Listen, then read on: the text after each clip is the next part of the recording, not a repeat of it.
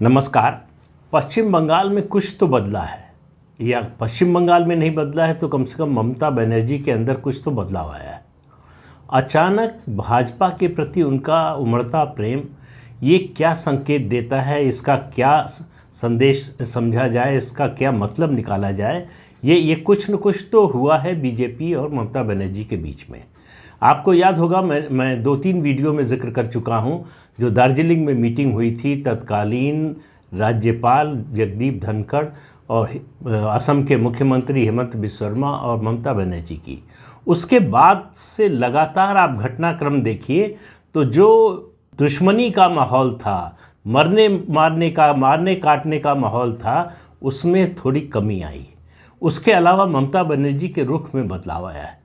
पहले उन्होंने संघ की तारीफ़ की, फिर बीजेपी की तारीफ़ की, उसके बाद अभी यानी 2 दिन पहले शुक्रवार को पश्चिम बंगाल विधानसभा में विपक्ष के नेता शुवेंदु अधिकारी, जो भाजपा के नेता हैं, अब उनको चाय पर बुलाया। अब ये एक तरह की पश्चिम बंगाल की राजनीति में अनहोनी जैसी बात थी। शुवेंदु अधिकारी ने 2020 में टीएमसी छोड़ा, तब से ममता बनर्जी से उनकी कोई व्यक्तिगत मुलाकात नहीं हुई और सार्वजनिक रूप से तो निश्चित रूप से नहीं हुई। तो ऐसा क्या बदल गया, ऐसा क्या होने जा रहा है कि ममता बनर्जी के रुख में ये बदलाव आया है। शुवेंदु अधिकारी गए मिलने, हालांकि ममता बनर्जी ने कहा कि मैंने चाय पर बुलाया है उनको ऐसे ही बातचीत करने के लिए।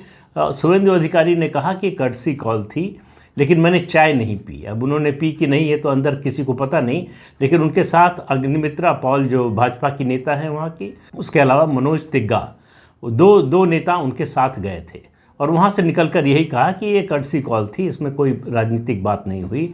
लेकिन 2 राजनेता मिलें और राजनीतिक बात ना हो, ऐसा संभव नहीं है। तो विपक्ष का आरोप है, कांग्रेस और सीपीएम दोनों का, कि दरअसल ये कोई समझौता हो गया है ममता बनर्जी और बीजेपी के बीच में।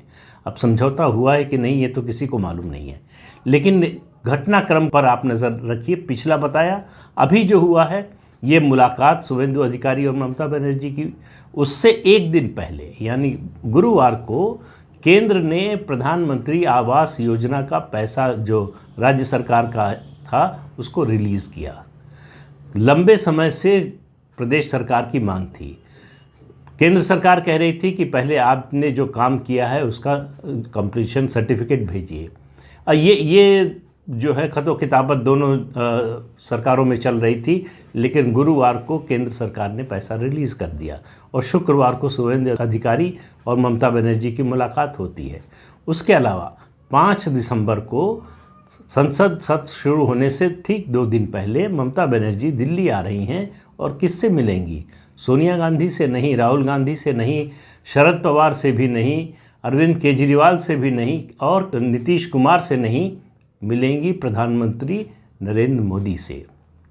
अब उनकी प्रधानमंत्री से मुलाकात में क्या होगा ये तो पता नहीं, लेकिन इतना निश्चित है कि जो कटुता थी दोनों पार्टियों के बीच में, उसमें निश्चित रूप से कमी आई। आश्चर्य इसलिए और ज़्यादा होता है कि जनवरी में, अगले साल जनवरी में, मतलब अभी नवंबर ख़त्म होने जा रहा है, दिसंबर का महीना और है, जनवरी में पंचायत के चुनाव होने हैं पश्चिम बंगाल में। फिर दोनों पार्टियां आमने सामने होंगी और पिछले चुनाव को अगर आप याद करें तो ज़्यादातर सीटों पर तृणमूल कांग्रेस ने बीजेपी को उनके उम्मीदवारों को नॉमिनेशन ही नहीं फाइल करने दिया था। उस परिस्थिति में क्या कुछ बदलाव आएगा? क्या इस बार शांतिपूर्ण ढंग से जो है पंचायत चुनाव होंगे? मुझे उम्मीद नहीं लगती। ममता बनर्जी के स्वभाव और उनके अतीत को देखते हुए ऐसा नज़र नहीं आता, लेकिन कोई ऐसी नस बीजेपी ने ममता बनर्जी की ज़रूर पकड़ ली है जिसकी वजह से वो इतनी शांत और खामोश हो गई हैं। अब वो राष्ट्रीय विपक्ष स्तर पर विपक्षी एकता की बातें भी नहीं कर रही हैं। आप देखिए, उस मुलाकात, दार्जिलिंग की मुलाकात के बाद से लगातार अगर उनके बयानों पर आप नज़र रख रहे हों तो आपको नज़र आएगा कि विपक्षी एकता की बात उन्होंने एक तरह से बैक बर्नर पर रख दी है। वो करेंगी, भविष्य में नहीं करेंगी ये तो पता नहीं, लेकिन फ़िलहाल उससे दूरी बनाए हुए हैं। और कोई भी ऐसी पहल हो रही है, कोई भी ऐसी बातचीत हो रही है, उनकी कोई प्रतिक्रिया नहीं आ रही है। टीएमसी का विस्तार दूसरे राज्यों में, जो गोवा के चुनाव में दिखा था, कि उस समय लग रहा था कि टीएमसी जो है देश भर में चुनाव लड़ने जा रही है, ऐसा कुछ दिखाई नहीं दे रहा है। मुलायम सिंह यादव का निधन हुआ। अखिलेश यादव से और ममता बनर्जी के अच्छे संबंध है, अखिलेश यादव की मदद करती रहती है, लेकिन अखिलेश यादव से मिलने ममता बनर्जी नहीं गई। मैनपुरी का उपचुनाव हो रहा है, वहाँ मदद की अपील या समर्थन की अपील उन्होंने अभी तक नहीं की है। इसी तरह से आप देखिए कि नीतीश कुमार को लेकर उनका कोई बड़ा बयान नहीं आया है।